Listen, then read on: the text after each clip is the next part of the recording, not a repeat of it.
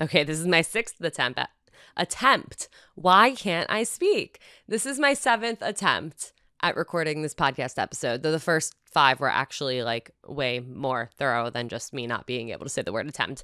But we've had Barkley being a needy little fluff ball. We've had technical issues. We've had me needing to convince myself that I can do this. I'm on day 6, 7, or 8 of COVID, and I am going stir crazy. And I realized because I was sick and out for the week, I'm now starting to like fall behind where I want to be with getting ahead on recordings. So I really want to do this episode. You guys have sent in so many amazing questions lately, and I want to do this Q&A episode and help you guys through your situations, because whenever I get a question from you guys, I know I'm not just answering the question for the one person who sent it in. I know there are so many other people feeling the exact same, wondering the exact same thing, or they're about to get into that same situation. And so that's why I love Q&A episodes so much, because I really am like speaking to so many more than just that one person who sent in the question. So that is just a little nod to those of you who send in questions. Thank you for sending them in. Guys, keep sending the questions in. You can DM them to me at any time. You can email them to me at any time. I also always have a highlight on Instagram called Submit a Q, and that highlight will bring you to a link, which is a Google form, and you can anonymously submit your question. So please, please, please use that link. I've been adding to a highlight for playlists. I now have Spotify playlists of all of the episodes per topic. So if you are feeling really anxious, there's a whole Spotify playlist of episodes talking about specifically dating anxiety. If you're going through a breakup, there's a whole breakup playlist of episodes with breakup experts, episodes of people sharing how they got through the hardest breakups they've ever went through. So check out that playlist. I have all of these different playlists for you to access so that you can use the whole catalog. There are over 300 episodes of Seeing Other People with so many incredible experts, so many incredible unfiltered guests who have come on to share their experiences. And it's similar to the questions, and why I always want to answer the questions is, you know, if one person's gone through a situation, so many other people have too. And so I really want you guys to find these playlists, find the one that speaks to you. There's a playlist for, you know, lack of experience or being a late bloomer. There's a playlist about finding hope and like holding on until you find your person. There's a playlist about enjoying and embracing and finding the joy in being single. There are so many like topical playlists, and I'm so excited about this because I've never really had a way to break out the episodes by topic before. So we have playlists. I will put a link to my Alana Dunn Spotify profile in the show notes of this episode. That is where you can find all of the playlists. If you follow me, you will get a notification on your Spotify every time I make a new playlist. And if you have a specific playlist request, like there's a specific topic you want, let me know and I will happily make a playlist for you. So before we get into today's Q&A episode, a few more little admin things. I feel like I'm a teacher. Like before we get into today's class, here's the things that we need to go over.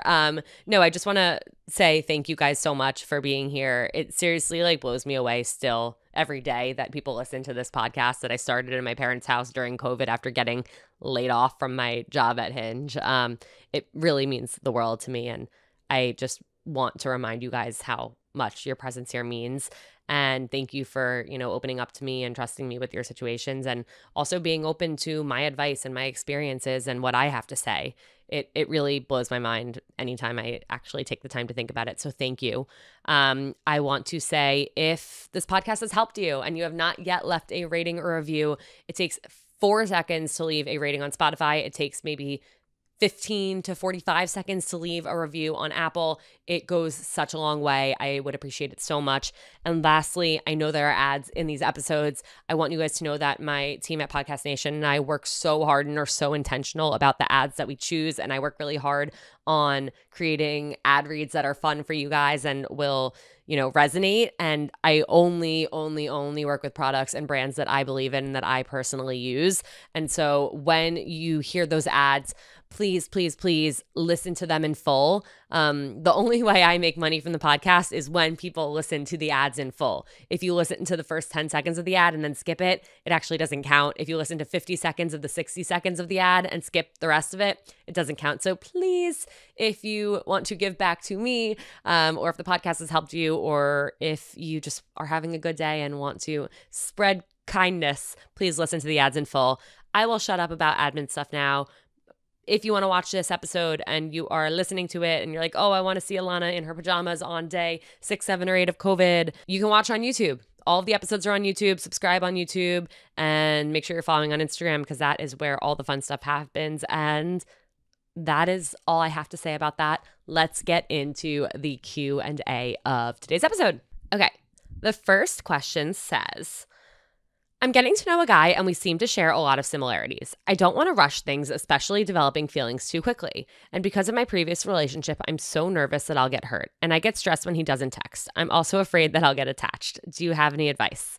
Okay, a lot of advice here. I want to start by saying, I think you're already attached. I've been in this situation where I've had like past relationship dating experiences where I'm like, well, everyone's hurt me, so I'm just going to get hurt. And that's why the second somebody doesn't text or the second there's a change in their cadence of texting or the time it takes for them to respond, the second I feel that change, I spiral. And I feel like in your head, you're saying you don't want to rush things. In your head, you're saying you don't want to get attached. But in your heart, you already feel that anxiety constantly and you feel like you're walking on eggshells. You don't want to mess things up.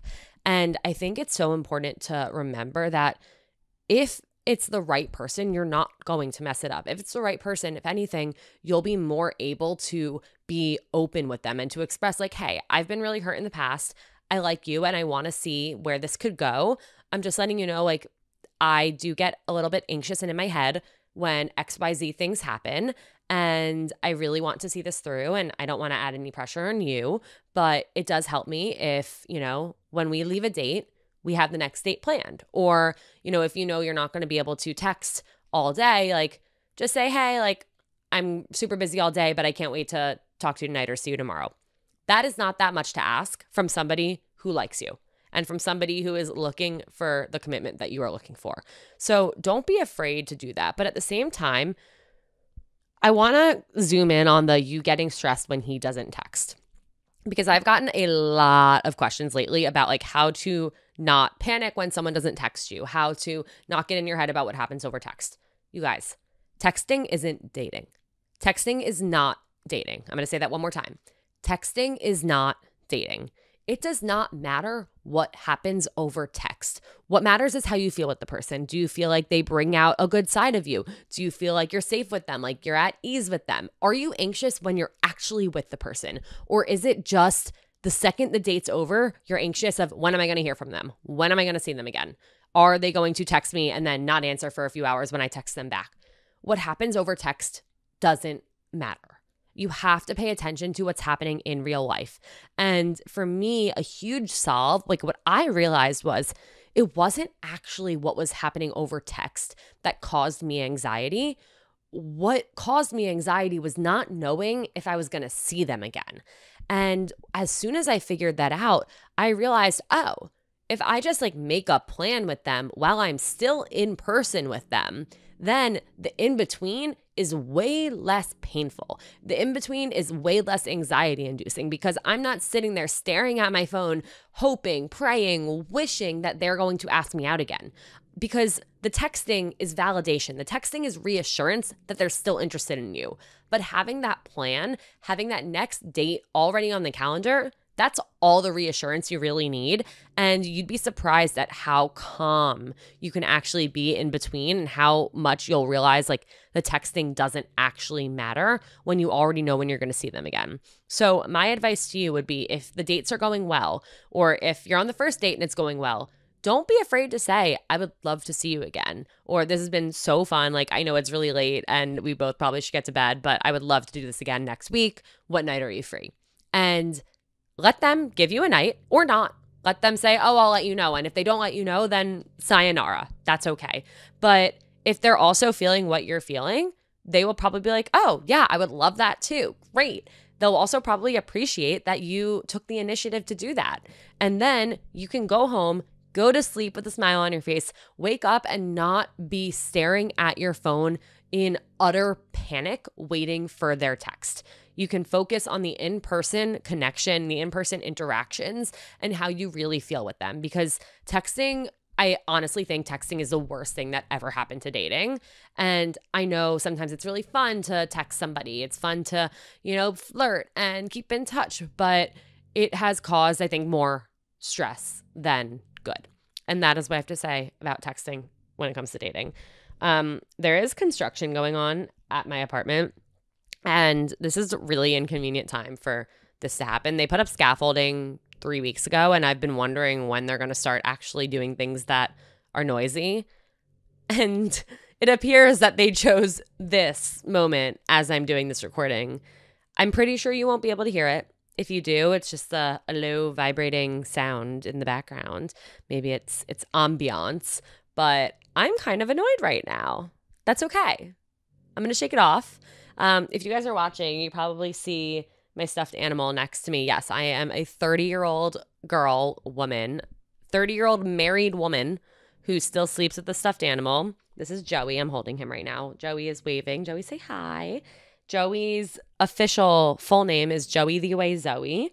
And I went to Build-A-Bear and made Joey when I was going into my freshman year of college because I wanted to do that. And I knew I was going to miss my dog. And so I wanted a metaphorical representation of her. And Joey was born. And I sleep every night. I've slept every night for, I guess, 12 years now, hugging Joey. And occasionally I travel and I can't fit Joey in my suitcase.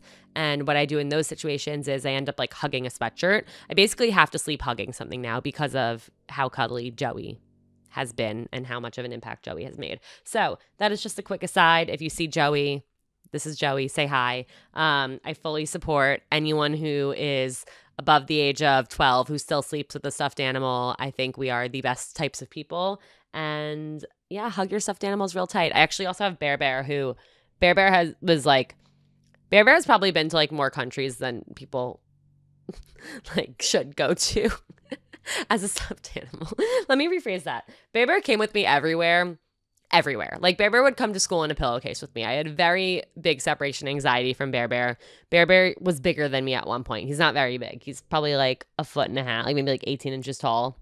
And I would literally bring him to like preschool and kindergarten and first grade in a pillowcase because I was so obsessed and attached to Bear Bear. Bear Bear came with me to college. He is now not watching over me, but like he's like on my bookshelf in the corner. Yeah, I have heart-to-hearts with Bear Bear every so often. When like a big thing happens in my life or when I'm leaving for a while, I tell Bear Bear he's the boss to watch over the apartment. Yeah, I'm a child, you guys. Anywho, if you see Joey, that's who Joey is. If you have a stuffed animal, I love your stuffed animal. And never be embarrassed. Like never be embarrassed if somebody comes over that you're into and they see your stuffed animals. Like embrace it. Okay, somebody said, for the past month, I've been hooking up with a guy who has been in my greater group of friends for about 8 years. It all kind of happened fast at a birthday party, and honestly, it's been quite fun, even though I've never seen him this way. We've never really had much of a one-on-one relationship, but hanging out a few times a week in this more romantic capacity allowed me to get him to know him a lot better and start to feel curious if it could go somewhere. I wouldn't say I was starting to picture a future with him, but I was definitely appreciating the comfort of having a friend who I could easily chat with and also feel really excited to have sex with. That's the goal, right? Alas, last week we were hanging out with a big crew for a soccer game, and before the game, I asked him if he wanted to make dinner afterwards. He said, yes, I'll cook for you or we can go out to eat. But as the game was wrapping up, we were all hopping in cars to head home. He said he wanted to go home to shower first and he'd be in touch. Instead, he sent me a long text an hour later saying he didn't want to lead me on and he wasn't comfortable continuing our sexual relationship. Of course, I appreciated his honesty and thanked him for where he's at, but I can't help get peeved that he didn't have this conversation with me in person. He's been in my life for a long time, and even though we've only been doing the romantic thing for a few weeks, it felt like more than just random sex because of our friendship. I know this is why friends with benefits is ill-advised, and to be honest, I'm actually okay with the fact that he called out. I too want to prioritize our friendship and don't want to date someone who doesn't want to date me. But I'm just bummed that he did it in a blunt 3-second text. Is this valid, or is the text ending actually something I should give more credit to? I guess it felt impersonal and hard to interact with. My response was short and sweet and avoiding pressure for more feedback, but maybe that's okay. I'm used to text rejections after a couple hinge date, which feels totally fair, but I've never had it for a situationship, and I'm just trying to figure my feelings out. So when you advise ending things in person, when do you advise ending things in person versus ending things virtually? And yes, I'm glad he used his words and didn't just ghost or slow fade, but is that really the standard of decency now? Okay, a lot going on here, but I think the general gist of this is something that is very common, and it's, like, at what point does somebody owe you more than a text? At what point should this conversation happen in person or over the phone? And here's the thing. A lot of people do not like conflict. This conversation is anxiety inducing for pretty much anyone who has feelings, unless someone's like a sociopath or they're really disconnected emotionally from the situation. This conversation can cause anxiety, and it can feel like a breakup. It can feel like having to give notice at a job or end some type of contract. Like, it can feel a lot bigger than it is. And so I totally understand from your perspective. You've been friends for 8 years. And for anyone else who's in a similar situation, like whether you've been hooking up for a few months or went on a few dates or met through a certain person, and you feel like because of that, you have a greater expectation for communication, that is totally valid. I think it is also valid that somebody might not have it in them to give you that. And I think at the end of the day, that just goes to show where they're at. And that goes to show that, if they weren't able to call you up, if they weren't able to ask to go for a walk and communicate this in person, that also just shows that they weren't ready to take things to the next level. It confirms that they weren't, at the same level of maturity as you are, or that they don't have the communication skills that you would want in a partner. And, maybe this person's avoidant. Maybe they just felt awkward about the situation. Maybe they weren't sure how they felt about it. And in this moment, they had the courage to send the text. Like, we don't know. And I agree. I think you did the right thing by just like short and sweet response and avoiding pressure for more feedback. I think that's good to like give an impersonal message back with an impersonal response. But listen, it's shitty. I don't think there's necessarily like a standard of decency that's lower now, but I think people have gotten more used to just, I send anti-ghosting texts, I get anti-ghosting texts, so I can send ending friends with benefit texts, I can receive ending friends with benefit texts, and everything in between. I actually just had a coaching call with somebody who they were in a situation, a relationship on and off kind of for like a year, and he out of nowhere sent a breakup text, and she was like, what the hell? Like, he did this over text. And as harsh as that was and as shitty as that was, I wasn't surprised, because I think everything else that went on for the most part throughout their relationship showed that he didn't have the maturity, he didn't have the communication skills to get to where she was and to give her what she deserved. And therefore, sending that breakup message over text instead of picking up the phone, like, that equaled everything else that he was giving her. And yeah, that sucks. But like I said to her, like, I'm happy he did this, because it just is more fuel to the fire of, you deserve so much more, and hopefully this will help you recognize it. And so that's an aside. That's a little bit different than this situation.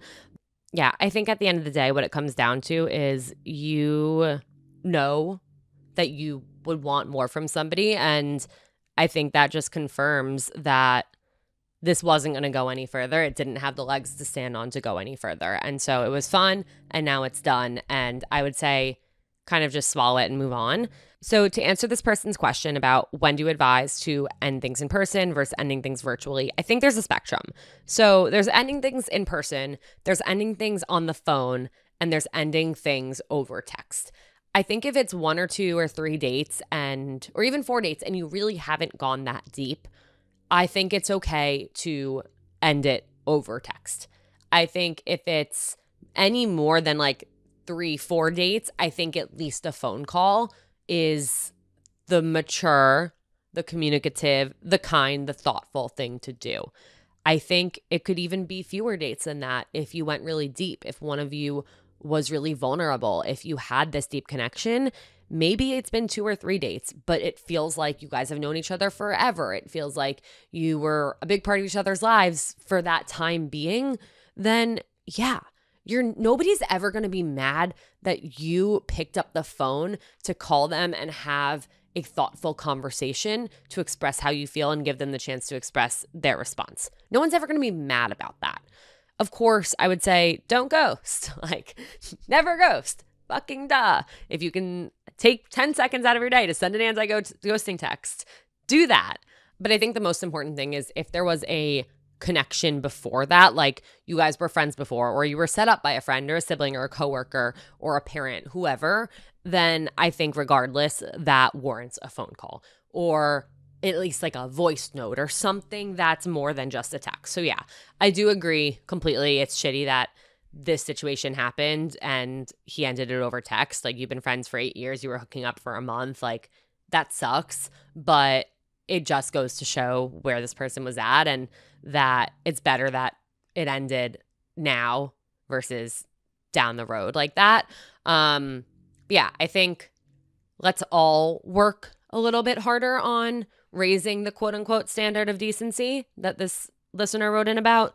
I think the standard is what we set, and the standard is what we accept. We want to lead by example. If we want other people to call us when ending things with us after 4 dates, then we should call somebody when ending things with them after 4 dates. You know, it's do unto others as you would want others to do unto you. I really do believe that. I think a lot of the questions that I get, I think they can all be answered on, well, how would you want them to go about the situation? So keep that in mind. And yeah, let's all try and raise that standard of decency together. Next question says, hi, Alana. Hi. Love the podcast. I've been listening since the very beginning. Heart goes out to you. My boyfriend and I have been living together for over 2.5 years, and we're planning on getting engaged next year.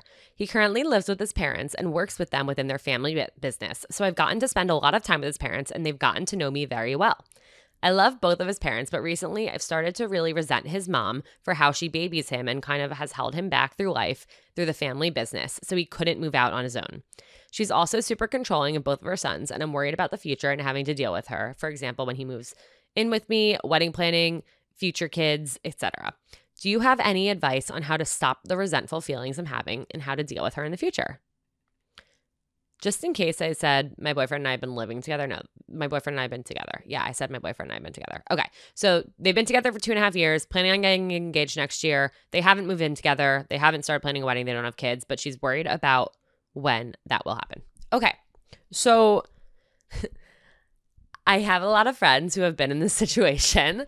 So know that you're not alone. It's a really awkward situation. I think trying to nip this in the bud in terms of you resenting her. She's not going anywhere, okay? She's not going anywhere. She's going to be in his life for as long as she is alive. And it sounds like he is very close to her, and therefore you have also spent a lot of time with her. You're going to continue to spend a lot of time with her. So the question is really for me, like, how to stop the resentful feelings.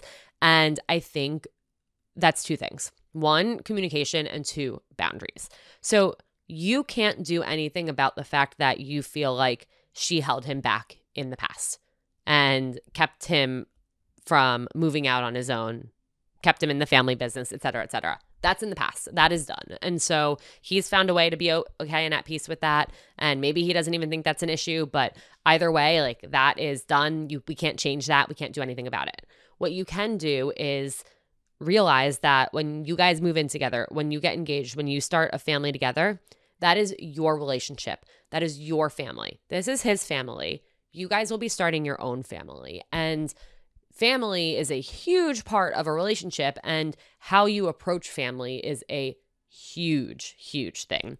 I know I talked to my rabbi about this when we had our episode because there were a bunch of family-related questions. And the number one thing you can do is figure out your boundaries. And that might be a really difficult thing to work through with your partner because they might not think there's anything wrong with, his connection to his mom and how much he babies her. Maybe he wanted her to baby him. Maybe he wanted to live at home that whole time. Like, we don't know. But he might feel really connected to his mom, and he might not see it as an issue in the way that you see it. So I think what you have to do is just say, like, hey, I really want to make sure that, as our relationship progresses, as we move in together and, get married, like, I want the decisions to be made to be our decisions. Like, I know you love your family. I love your family. I love my family. You love my family. But this is our new family that we're starting and our life. And we need to make sure that we're doing what's in our best interest. And so I would say wait until a specific thing happens or you're afraid about a specific thing. Like, instead of being general, like, I'm afraid that your mom's going to like suffocate us when we have kids, like, you can wait until, there's a certain holiday situation or a certain incident comes up where you feel like that behavior is happening, and you can express that you feel concerned, like you see this happening from your point of view, and you just want to be honest about how you feel, and you feel a little worried that down the road this could impact your relationship. Like, focus on what is at stake is your relationship, and what you want to protect is your relationship. And you want to feel good. You want him to feel good. You want her to feel good. But her feeling good is actually the last priority here. What matters is that your relationship is good. And so being honest with your concerns, talking about like, maybe there's a better way to approach this, or, maybe we don't have to tell your mom about everything, or, we're dealing with this situation. Like, why don't we wait to tell our families about it until after we've processed it, after we've dealt with it? That way, the choices are ours to make, and we're not getting outside perspectives on certain things, like, remind him that, like, if you guys are going to move in together, get engaged, get married, have kids, it's the two of you against the world. It's not him and his mom and you against the world. It's not him, his mom, his family against you and the world. It's the two of you against the world. And so you guys are teammates, and you need to win together. And if you're upset, if you're feeling suffocated, then that's going to end up impacting the relationship negatively. And I think I'm going on a tangent. I think I'm going in circles now, but the point being, you have to communicate. I wouldn't tell him that you're starting to resent her. I wouldn't tell him that you feel like she's held him back. I would focus on like, hey, I want to make sure that the things that we do in the future, the decisions we make, the time we spend with people in our lives is really intentional and is what is best for us and for our partnership, our relationship, our family moving forward. And again, do your best to let go of how she held him back. Like, that's in the past, and hopefully that won't happen in the future. And now he also has you to help prevent that from happening in the future. So again, as much as you can, try and let go of that. I think that will really help. Like, focus on here, now, and what you can control. I started dating a guy. We met about 3 weeks ago. We went on 2 dates. On the second date, he said he likes me and wants to see me more, but he only texts me 2 to 3 times a day, and the conversation is more of a check-in rather than questions to get to know me. I called him one day, and he said he wants to plan another date to get to know me more, but I'm confused about his true interest. I understand he has a time-consuming job, but I feel like we should be talking more throughout the day to get to know each other. He's been respectful and the energy is good in person. I just don't know if I'm overthinking things and seeking validation of interest through texting, or if he's just wasting my time because he only texts me 2 to 3 times a day. Is it normal to not text a whole lot after a man verbally expresses interest? I'm not sure where to think from here. Okay, this goes back to my soapbox that I was on earlier about texting isn't dating. To you, it might be really weird and stressful to not text a lot after hearing that he is interested. To him, it might be completely normal to not text a lot after expressing that he's interested because he's expressed that he wants to see you again. So we don't know. Everybody has a different dictionary about dating. Everybody has a different normal for them.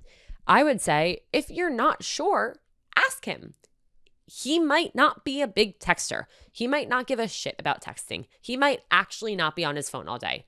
Or he might not be interested and he's just trying to soften the blow. We don't know. There is absolutely nothing wrong with you asking. It is not needy to ask. It is not desperate to ask. It is not aggressive to ask. It's just giving you clarity so you can feel more empowered and more confident and more at peace with the situation that you are in. So I would say Ask. And again, going back to what I said in the beginning of this episode with texting, just make sure that you make a next plan. I think that will alleviate so much of this pressure to continue to get validation, this pressure to continue to get to know each other over text. Maybe it'll actually be really refreshing getting to know this person in person and not focusing on what's happening over text. So I would say absolutely ask, especially like, I love that you said you were able to call him and that felt okay to you. So maybe call him again. Maybe call him, ask to, make that next date and then go from there and bring it up in person. I think that is completely valid to do. I did it when I was single. I was so glad I did. It was received so phenomenally. I was reassured that he was actually a pretty bad texter, but he heard it from me that texting was important to me. So he became a better texter. He put more effort in because he liked me. And if, let's say, this guy is not able to put more effort in over texting and he's still not able to commit to making plans and you're feeling anxious, then you know what? You just met. You were a whole person before him. You will be a whole person after him. It's not do or die. He's not the last guy on earth. So if it's not working, it's not working. But it sounds like there is definitely room to communicate how you're feeling and ask some questions and get some clarity so that you feel better and can move forward in a better way. I met a really great guy back in April and we had 4 really fun dates. We skied, we biked, we drank wine, we cooked dinner, and we slowly started to get to know each other. Unfortunately, this was all a few weeks before he was leaving town for 4.5 months. He lives on a boat in a bay every summer to work for his family's salmon business. We chatted for the first month that he was gone, but naturally the conversation fizzled, which was good for us both, I think. He had limited service and was busy, and I wanted to stay present in my life at home and not get hopes up too much over a guy I hardly knew. He's about to come back in a few weeks. How can I suss out if he's still single and interested in seeing me again? I don't want to come on too strong, but I also don't want to leave the ball in his court if we're both single and excited about picking things back up. Okay. So this is exciting. You hit it off with somebody. You had some great dates. You did a lot of activities together. He was gone. Now he's back. You're single. If he was on a boat with his family, I imagine he's still single. Then all that's left to do is just text him and say, hey, would love to grab a drink and catch up and hear how your summer was. Boom, done. Then he'll either let you know, yeah, I'd love that too. I'm back next week. Or actually I planned some travel. I'm not going to be back for a while longer than I thought. Or he'll say, actually, I met somebody on the boat in the middle of nowhere working for my family's salmon business, and I wouldn't feel comfortable going out with you, but I hope you're doing well.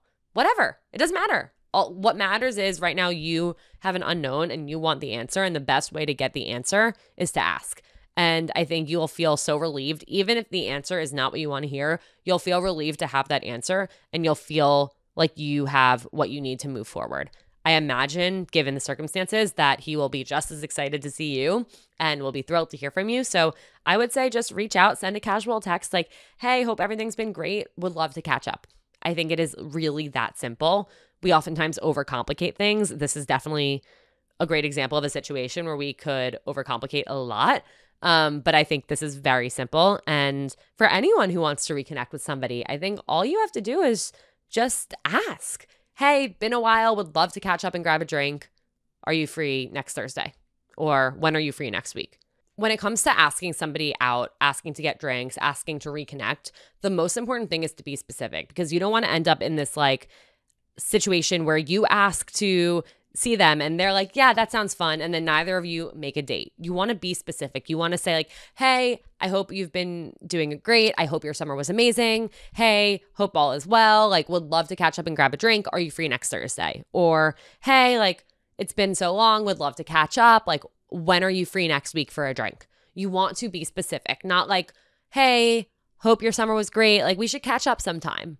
That is too broad. That could leave them being yeah, that would be great. How have you been? And then you get into this whole conversation and then you're well, I asked and now they have to ask. And then they're not thinking into it. So it just doesn't get planned. So you want to be specific when it comes to asking somebody out. You want to say, hey, does next Thursday work? Or, hey, give me a day next week that works. And that is a very direct ask. They have the opportunity to give you an answer. And I think in the situation where they don't give you an answer and they're hey, yeah, that sounds great. Let me check my schedule, and they don't get back to you, that is the sign that they're not interested. But you'd rather know that now than continue to wait and wonder and wonder. So don't be afraid to ask somebody out, but be specific when you do and get to that date. All right, let's do one more and then I have to go because, oh my God, my COVID brain fog is so real and this has actually been very hard for me to do. And I don't know if anything I've said makes sense, but that's also me being in my head about solo episodes. Okay, I had a great first date, but he asked to split the check at the end. I'm usually fine paying for a date after going out 4 to 5 times or something, but on the first date, it seemed weird. I thought maybe he just didn't have as good of a time as I did, but he asked me on another date. What is up with this? Yeah, this is another situation where unfortunately we all have different definitions of what is normal in dating. You know, somebody might think it is normal to split the bill on a first date. Somebody might think that, oh, I'm a guy and I should pay, but she's offering, so it'd be rude to not accept. Some girls think, oh my God, like if he accepts, then absolutely not. I'm never going out with them again. Or, for me, my take was always I'll always offer to split the check, but if they accept it, then I'm going to assume that they're not interested, which is exactly what this person did in this question. But he did ask her on another date. So I think, listen, if you had a great first date and you said in all caps you had a great first date, go out with him again. And if you continue to connect, like maybe it's something you kind of bring up in like a playful way later of like, like when we split the bill on the first date, I actually thought you weren't interested. I also have talked to guys who say when the girl like insists on splitting the bill on the first date, they assume that she's not interested too. So listen, you had a great first date. He asked to take you on another date, or I guess not take you, but he has to go on another date with you.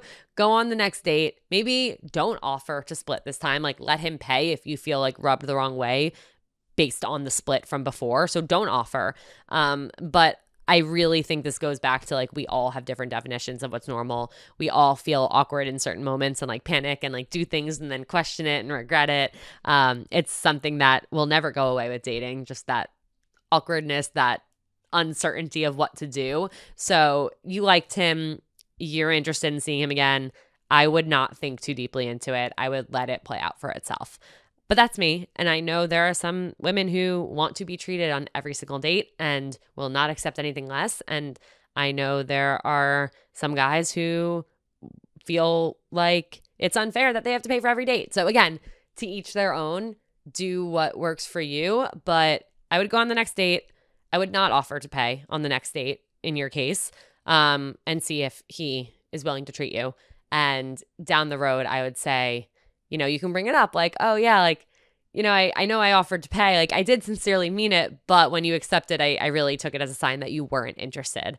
So I was really surprised when you asked me out again. You can even say that on the second date. I think that's like a playful way to kind of assess what was going on in his mind and what his values and, dating etiquette is, if you think that could be a concern later on.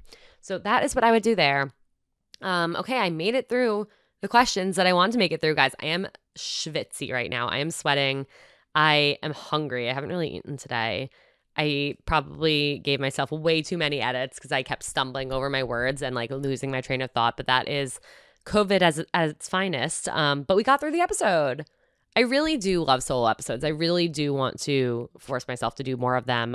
Let me know if you guys love them, if you hate them, all the feedback. I want it, but go easy on me. I have thin skin. So I'm all for the compliment sandwich, guys. Slide into my DMs with a nice compliment sandwich, and I will take your criticism much better. No, but seriously, again, I love you guys. Thank you so much. Don't forget to check out those playlists I mentioned. Don't forget to keep submitting questions and leave a rating and review. Listen to all those ads in full, and please, please, please, please, please send this podcast to a friend. Otherwise, I'll keep singing. I'll stop singing if you send it to a friend. Oh, and finally, I am looking for new guests for unfiltered episodes. So I want you guys to come on anonymously. Like, I know a lot of people feel like, oh, like, what if I go on and she wants me to, not be anonymous and like share my name or be on video? Like, the reason I have the unfiltered series is for you guys to be anonymous, and nobody has ever been like discovered or found out from their anonymity. Like if you are anonymous, your anonymity is so protected. And those episodes are the heart of this podcast. And I love nothing more than getting to connect with you guys and hear from you. And so it's so special that we can come together and record episodes together, that you guys are willing to be vulnerable and open up with me. But yeah, I'm just letting you know I'm looking for new unfiltered episodes. So if you have something you want to share on the podcast, email me, seeingotherpeoplepodcast@gmail.com, and let me know what you want to talk about, and we will make it happen. Okay? That is all I have. Love you all. Go hug your stuffed animals because I'm hugging mine. Joey says bye.